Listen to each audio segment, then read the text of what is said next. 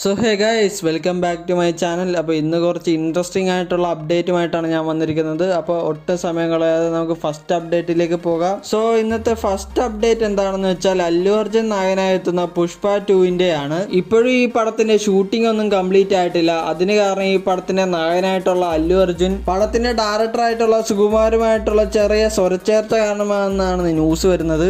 എന്നാൽ ഇന്ന് വന്നിരിക്കുന്ന അപ്ഡേറ്റ് എന്താണെന്ന് വെച്ചാൽ പുഷ്പ പാർട്ട് 2 ഒരിക്കലും ഈ ഡിസംബറിന് റിലീസ് ഉണ്ടാകത്തില്ല. പകരം അടുത്ത വർഷം ഏപ്രിലിനാണ് റിലീസ് ചെയ്യുന്നതെന്നാണ് പറയുന്നത്. പുഷ്പ 2 പോസ്റ്റ്പോൺ ചെയ്തെന്നൊക്കെയാണ് പറയുന്നത്. എന്നാൽ ഈ പടത്തിന്റെ മൂവി ടീം ഇതിനെപ്പറ്റിയുള്ള ഒരു ക്ലാരിഫിക്കേഷനും തന്നിട്ടില്ല. അതുകൊണ്ട് ഇത് എത്രത്തോളം സത്യമെന്ന് പറയാൻ പറ്റത്തില്ല. അടുത്ത അപ്ഡേറ്റ്, ഡയറക്ടർ ഗൗതം വാസുദേവ മേനോൻ ഇപ്പോൾ മെഗാസ്റ്റാർ മമ്മൂട്ടിയെ വെച്ചുകൊണ്ട് ഒരു പടം ചെയ്യുന്നുണ്ട്. മമ്മൂട്ടിക്കൊപ്പം ഗോകുൽ സുരേഷ്, ലെന, സിദ്ദിഖ്, വിജയ് വെങ്കടേഷ്, വിജയ് ബാബു തുടങ്ങിയവരാണ് ചിത്രത്തിൽ പ്രധാന കഥാപാത്രങ്ങളായിട്ട് എത്തുന്നത്. ഇതുവരെ പേര് വെളിപ്പെടുത്താത്ത ചിത്രത്തിൽ ഹാസ്യത്തിന്റെ അകമ്പടിയിൽ ക്രൈം ത്രില്ലർ കഥ പറയാനാണ് ഗൗതം വാസുദേവ മേനോന്റെ ശ്രമം എന്നാണ് സൂചനകൾ. റീസെന്റ് ആയിട്ട് കഴിഞ്ഞ ദിവസമായിരുന്നു ഈ പടത്തിന്റെ പൂജ കഴിഞ്ഞത്. ഈ പടത്തിൽ മമ്മൂട്ടി ചെയ്യുന്ന വേഷം ഒരു പ്രൈവറ്റ് ഡിറ്റക്റ്റീവിന്റെ ആണെന്നും അതിൽ ഷെർലക് ഹോംസിന്റെ ആയിട്ട് വളരെ സാമ്യമുണ്ടെന്നുമാണ് പറയുന്നത്. അടുത്ത അപ്ഡേറ്റ്, തലപതി വിജയ് നായകനായി എത്തുന്ന ഗോട്ടിന്റെ ആണ്. പടത്തിന്റെ തേർഡ് സിംഗിൾ ആണ് ഇനി അടുത്തായിട്ട് വരുവാൻ പോകുന്നത്. ഈ പടത്തിന്റെ തേർഡ് സിംഗിളിന് സ്പാർക്ക് എന്നാണ് പേര് കൊടുത്തിരിക്കുന്നത്.